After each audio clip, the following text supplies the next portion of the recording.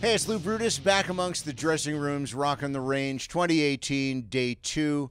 Matt from 3 Days Grace joins me. Welcome back to Rock on the Range. Thanks, man. Thanks. Give me some memories of previous gigs you've done here. Well, I've played here twice. Yeah. The first time was outside of the stadium, and that's when I was sponsored by Monster and Jägermeister at the time. So that's there's a combo. There's a little blur of that. Bring day. you up, bring you down. I remember being on stage, but anything after that, it's just a complete blur. But the second time was, I think it was about 5 years ago. And I joined the band in December or something like that. So this would have been the first big show with 3 Days Grace for me. So it was a little nerve-wracking, but it went over great. It was awesome. You know, you're, and I mean this as a compliment, a grizzled veteran when it comes to these things now. When you talk to so many of the baby bands, the kids who are coming up who make it to a gig like this, what do you tell them? Because they ask you, how do you do it? What do you do? What do you tell them? Drink the Jägermeister and Monster after the show. After the gig. Yeah, not before, not too much before, because it may go south. What is it like being able to come into a gig like this, having had another ginormous song with the Mountain? It's awesome, man. Like, we couldn't be happier. It'll be nice to play it in front of everybody. And now, like at that time, the last show that we played here, Painkiller just came out like the month before, so it hadn't risen to the top yet. But yeah, today is gonna be fun to play that song. Yeah. What kind of insight can you give on Infrared? Infrared's about, it's a song about how you meet people that you just communicate with on a different level. Like, some people you don't even have to speak when you know what they're thinking. It's about that, yeah. And there's only a few of those people in your life that you meet that you can get that. Do you think that's a natural thing, or is that a learned thing that you get from being around people? I believe it's natural. Like, it's like just with certain people, you just know, like, you know how they're feeling, you know what they're thinking. Like, so with some people, like, we say the same thing at the same time. Have you ever had that where you're like, of course. Yeah, and you're like thinking the same thing, and yeah, that's what Infrared's about. That next level kind of stuff. How is that different from the sort of sixth sense you get as a band member playing with people a lot together? I think it's around the same, yeah. Like, me and my brother, like, we connect on that level, too, just because we've known each other. Well, that's familial, too, yeah, so yeah, of course. Yeah. But, yeah, in a band, you definitely have to have that chemistry and flow at the same time and know, like, you feel what each other is thinking coming up next, almost. You know, that's something that I've asked a few people about here before, and certainly through the years.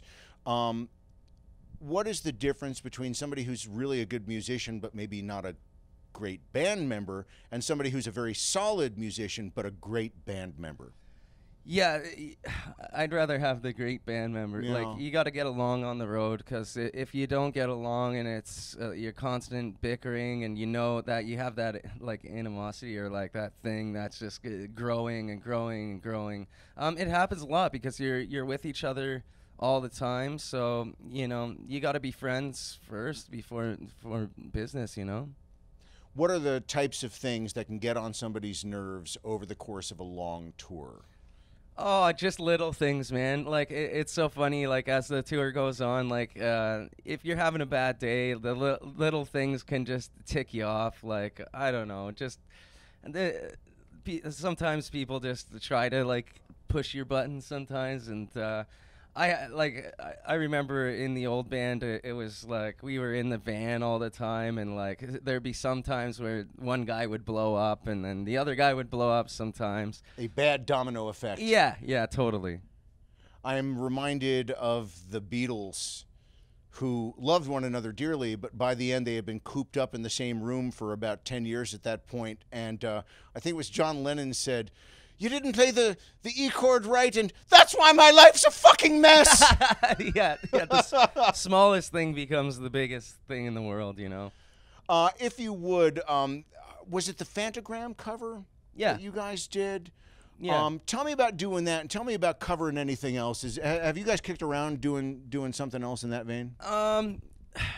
Well, we just loved the song, and Brad really brought it to our attention. And was like, Yeah. I really love this song. This could be a 3 Days Grace Because it was an song. unlikely tune on the face of it, I think. Yeah, yeah, and it just felt like a 3 Days Grace song, so we made it. We covered it.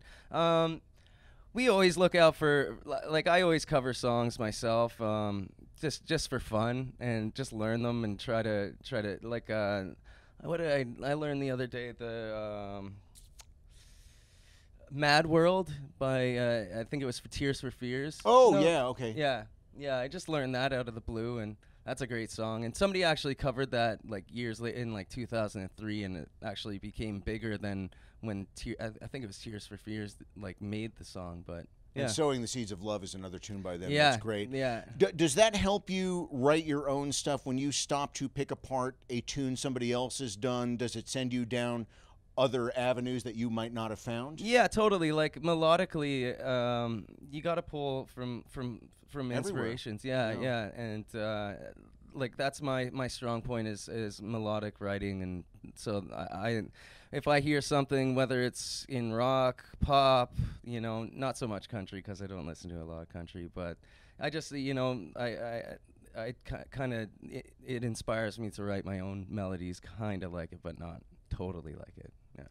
One last thing I'd like to ask about: any band who has toured and done this seriously for a living has them spinal tapian moments, comically horrible things going on. Give me an example or two from your years of being out doing this nonsense. I'm trying to think. Well, in my old band, the bus, we put our bus on the side one night, and that was crazy. Like I remember getting tossed out of the bunk and waking up, and my drummer's nagging. Like on the side, like falling over on its side. Yeah, it was a bandwagon. Have you seen the bandwagons? Oh yeah, yeah. So yeah. our guitar tech was driving, and he put the bus in the ditch, and everybody got knocked out. But I remember our drummer naked, crying in the middle, like, what the hell happened? Like everybody's in shock. But so the police helped us out and got us like out of the bus and stuff. But then later on, they found weed on the bus. Uh-oh. And they also found money. So our tour manager at the time was like, "Hey, where'd our money go?" He's like, "Do you want to talk about the money or do you want to talk about the weed?" Oh, that thing. Yeah. So he was just like, "Yeah, we'll just you just take." For my next impression, Jesse Owens. But Crazy. what a rotten way to lose the cash. Yeah. Well, it's better than going to jail and not being able to get in America. So Wow. that's kind of a story, but like. Well, on that happy note, we'd like to thank you for speaking of Rockin' the Range, and I'm sorry to have made you dredge that up from your memories. Yeah, you got to live it.